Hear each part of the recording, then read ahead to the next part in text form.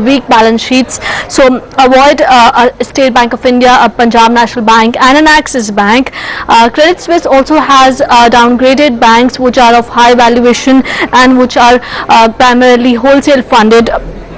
Few of the wholesale funded stocks are Yes Bank, Kotak, Bank of India, Canara as well as NBFCs, and banks which have high loan deposit ratio which is Yes Bank and IndusInd Bank. So downgrade by CS coming on Kotak as well as IndusInd Bank, and the NBFC stocks like IDFC has clearly cracked because again these remain vulnerable to the movement in the short-term lending rates. So clearly because of the RBI measures we are seeing a huge mayhem in the bank nifty and bank stocks, at least as of now. Thanks, Poonam, for that. And of course, we saw that in the markets today. And even if the stocks took a beating after the RBI placed those daily limits on how much the banks can borrow from it, Finance Minister P. Chidambaram has gone all out to talk up the sentiment. He emphasized that the central bank steps are aimed at quelling excessive volatility in forex market and should not be read as a prelude to policy rate changes. These measures are intended to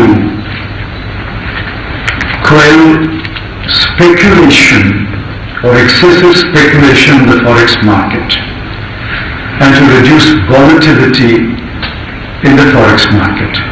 That is the first point. The second point is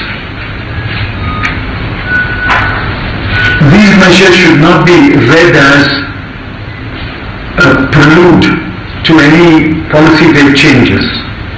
These have nothing to do with policy rate changes. And number three, these measures in no way affect our commitment to growth.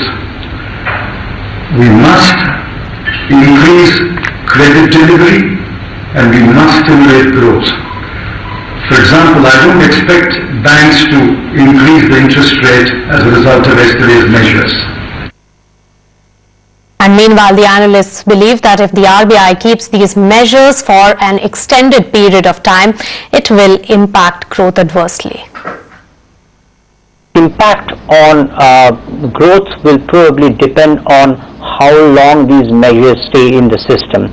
If it is just a 1 month long duration of these measures, then possibly we will not see too much of an impact. But if it is more like a 3 to 6 month measure, then possibly we will see impact on growth as well.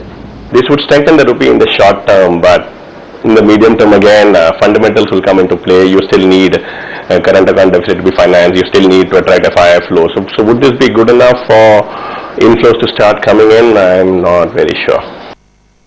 So all this while, all those measures being taken to tame rupee really, and that did serve the purpose to some extent. The rupee ended the day at 59 rupees 31 paise to a dollar. Remember, yesterday's close was much sharper, and that's why the intervention from the RBI. Let's go straight across to the currency editor of ET Now, Manisha Gupta, for more details on that. Manisha, to what extent did the RBI's measures really support the rupee today, and going forward, what is it looking like?